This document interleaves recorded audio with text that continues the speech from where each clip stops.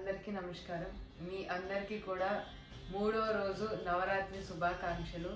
So ప్రతిరోజు కూడా మనం చక్కగా అమ్మవార్ల గురించి, వారి యొక్క గుణాల గురించి, క్వాలిటీస్ గురించి నేర్చుకుంటున్నాము. సో అవి నేర్చుకుని ఎవ్రీడే కూడా మన లైఫ్లో అది అప్లై చేయాలని ప్రయత్నిస్తున్నాము.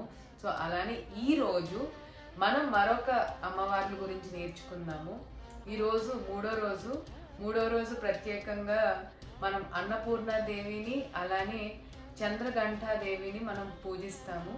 సో వీళ్ళ దగ్గర నుంచి మనం ఏం నేర్చుకోవచ్చు, వాళ్ళ ఒక కథ మనం ఎలాంటి మెసేజ్ ఇస్తుంది అనేది నేను మీకు ఈరోజు ఎక్స్ప్లెయిన్ చేస్తాను. మొదటిగా అన్నపూర్ణాదేవి.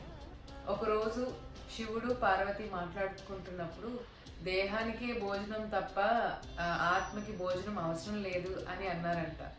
ఆ మాటకి పార్వతీదేవికి చాలా కోపం వచ్చి భూమిపైన ఉన్న ధన ధాన్యాలన్నీ కూడా మాయం చేశారంట.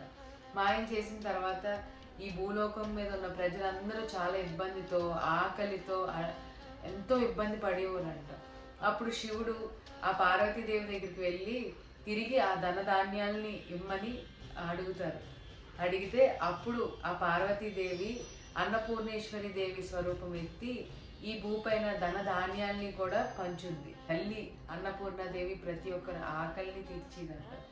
ఆవిడ దగ్గర నుంచి మనం నేర్చుకోవాల్సిన క్వాలిటీ ఏంటి అంటే she is a great giver. ప్రతి ఒక్కళ్ళు కూడా చిన్నప్పటి నుంచి మనం నేర్చుకున్న వాల్యూస్ అండ్ ఎథిక్సే ఈ యొక్క స్వరూపాలు మనకు నేర్పిస్తున్నాయి. ఆవిడ ధాన్యమే కాదు, జ్ఞానాన్ని కూడా ఈ ప్రపంచానికి అందించింది. శక్తి దగ్గరే ఉంటుందండి కంప్లీట్ నాలెడ్జ్ అంతా కూడా.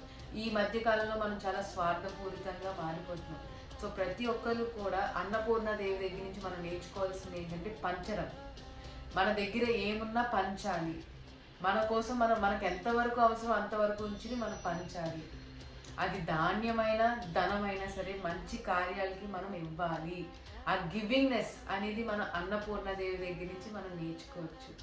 అలానే ఈ మూడో రోజు మరొక దేవతను కూడా మనం పూజించుకుంటాం. ఆవిడ పేరు చంద్రఘంటాదేవి. సో ఈవిడ కథ వెనకాల మనం ఒక గొప్ప గుణాన్ని నేర్చుకోవచ్చు. ఆ కథ ఏంటి అంటే శివుడు పార్వతి వివాహ సమయంలో పార్వతీదేవి తల్లి శివుణ్ణి వెల్కమ్ చేయడానికి, హారతి ఇవ్వడానికి ఆమె అక్కడికి వెళ్తే ఆ శివుడి యొక్క రుద్ర రూపం చూసి, ఆ శివుడి యొక్క గంభీరమైన రూపం చూసి ఆవిడ భయపడి కళ్ళు తిరిగి పడిపోతుంది. అప్పుడు ఆ పరిస్థితి చూసి పార్వతీదేవి వెంటనే చంద్రఘంట రూపం ధరిస్తుంది.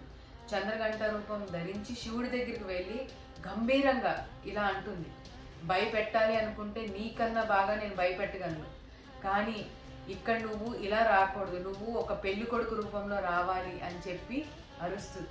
గట్టిగా ఆమె శివుడికి చెప్తుంది.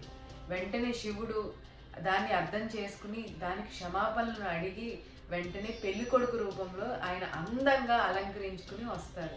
అప్పుడు వెంటనే ఆ ఒక చంద్రఘంటాదేవి కూడా పార్వతి రూపం మళ్ళీ ధరిస్తుంది.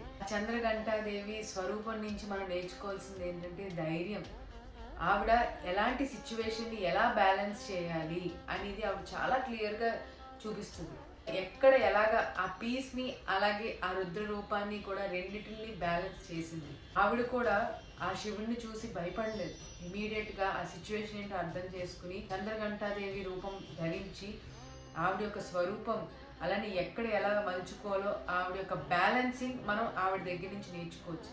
ఆ బ్యాలెన్సింగ్ అనేది మనం ఎప్పుడూ ప్రతి సిచ్యువేషన్ టు సిచ్యువేషన్ మారుతూ ఉన్నా సరే ఆ బ్యాలెన్సింగ్ మనం చేసుకుంటూ వెళ్ళాలి అనేది ఆవిడ కథ ద్వారా మనం నేర్చుకోవచ్చు. సో ఇంకా సింప్లిఫైగా చెప్పాలంటే అన్నపూర్ణాదేవి నుంచి గివింగ్నెస్, చక్కగా మన దగ్గర ఉన్నది పంచాలి.